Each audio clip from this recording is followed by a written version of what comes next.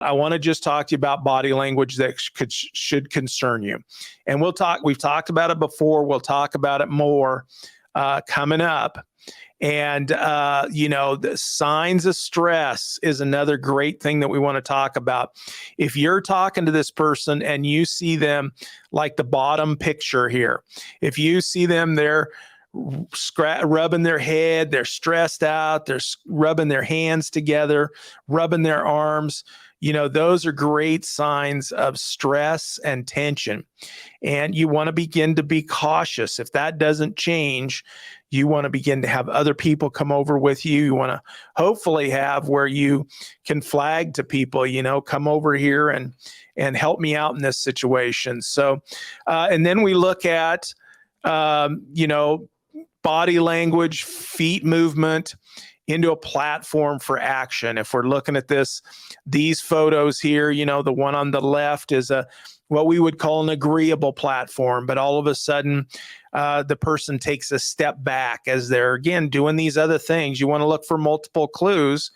So as they're rubbing their hands together, rubbing their head, looking stressed, and all of a sudden you see them step back and create a platform for action. That's a great clue for us to watch for.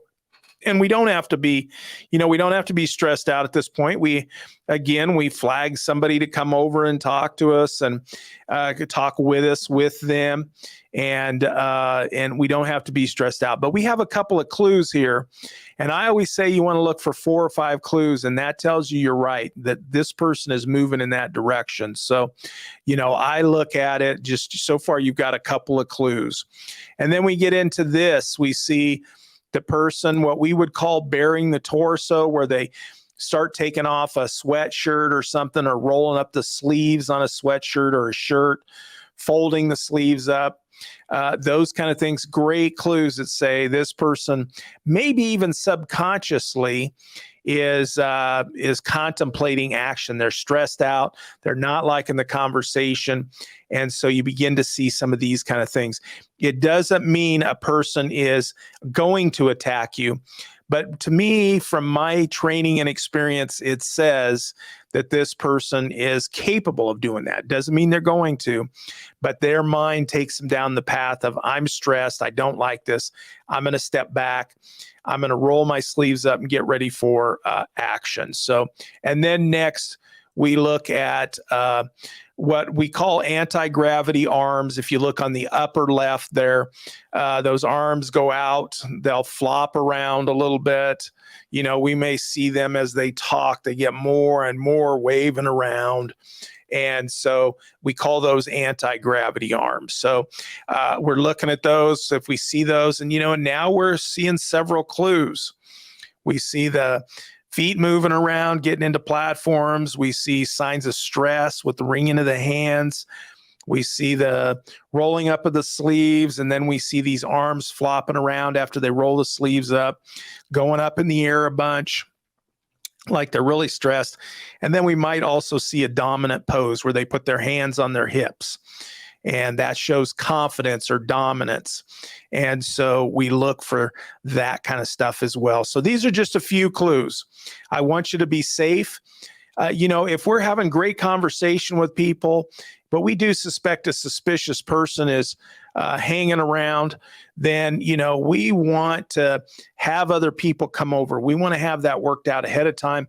If we get a suspicious person that comes through the front doors, we're screening people. You're a greeter, you're an usher, you're a security team, you're a leader.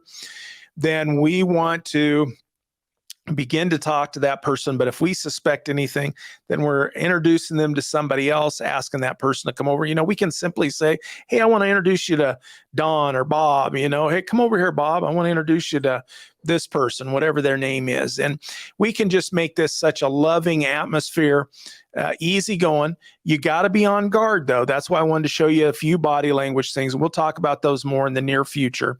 But this can be such a loving, welcoming thing, but we're still screening and we're still prepared. Like we talked about with balance earlier, we're still prepared for,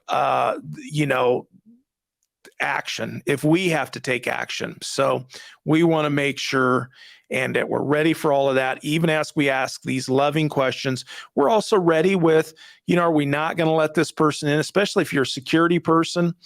Are we not going to let this person go into the service because of their actions and the crazy things they're saying?